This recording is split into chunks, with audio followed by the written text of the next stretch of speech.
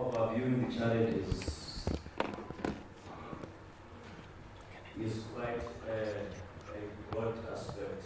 One will just zoom in on some of the issues that are kind of crime-related. And starting off from where the mayor started to say, the municipality borders the southern eastern side of the Kingdom of Lesotho. We share two border posts with the Kingdom. The Ramasiliso in Ward 9 and Katasnek in Ward 8. And those of us who have studied and followed history will understand that both countries have had some political and socio-economic relations over years. And most of the freedom fighters crossed through Matatiele to the Kingdom of Lesotho. Then also we have got a thriving economic and tourism relation with the Kingdom. For instance, the mayor was indicating that we would wish that the road between Katasnek and Matatiele be surfaced because it encourages those people from Katasnek to come and buy and invest in Matatiele. We would also wish that the provincial road that goes through Ward 9 to Ramatsi be surfaced also, because most of the public transport sector uses those two roads into ferrying commuters between Matatiele and Katasnek on the other side and Siyabulela on the other side. However, Chair, beyond these political and socio-economic relations and opportunities, culturally, we share relations with people of Lesotho, where we have families from this other side and that side of Lesotho interacting. And that has created a challenge because those that are coming from Lesotho to visit, in some instances, they stay longer, worship, and end up acquiring the citizenship of South Africa illegally in some instances. And there has been a trend where you have South African citizens in Matatiele helping those from Lesotho into acquiring identity documents. And there's this suspicion that if you go through the bill of SARS in Matatiele, you'll find that most of the beneficiaries are not necessarily from the Republic of South Africa. They have been assisted to get identity documents and therefore to register for beneficiation in grants. And schools along the border, more especially in Ward 5, in Ward 9, in Ward 7, in Ward 1, in Ward 8, in Ward 25, in Ward 13, in Ward 11, they have got a serious problem of learners that are undocumented and they cannot be integrated into SA sums, they cannot be budgeted for, but they are creating a lot of frustration in the department. Suffice into saying that we have also noticed a trend that whilst we appreciate the thriving economy in the field of stock here in South Africa and the erection of stock posts along the border, most of stockholders are people from Lesotho who do not have documents to be in the Republic of South Africa. And as such, some of the stock owners along the border who graze on this site are not necessarily South Africans. And that has created a challenge into having some kind of syndicates that are allegedly established by South Africans with those from Lesotho, and they do a lot of stocking, I would say. And if you analyze the crime stats, more especially in the police stations of Maluti, Afsodaram, Afondale, and lately Polile, most of suspects are suspects from Lesotho, and they do not have documents. And they are involved in stock theft, they're involved in GPV, and some of them are allegedly wanted for violent crimes from the Republic or from the Kingdom of Lesotho. We are noticing, Your Worship, that if you go to Home Affairs on a daily basis, most of these people come from Lesotho to work as dog headers, to work in the shops.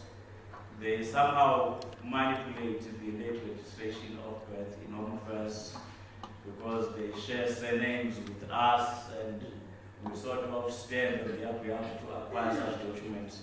So it becomes a problem. Beyond that, Chair, we have a serious challenge, more especially in 1-1 and in 125, where you've got villages that are allegedly comprising of people from Lesotho.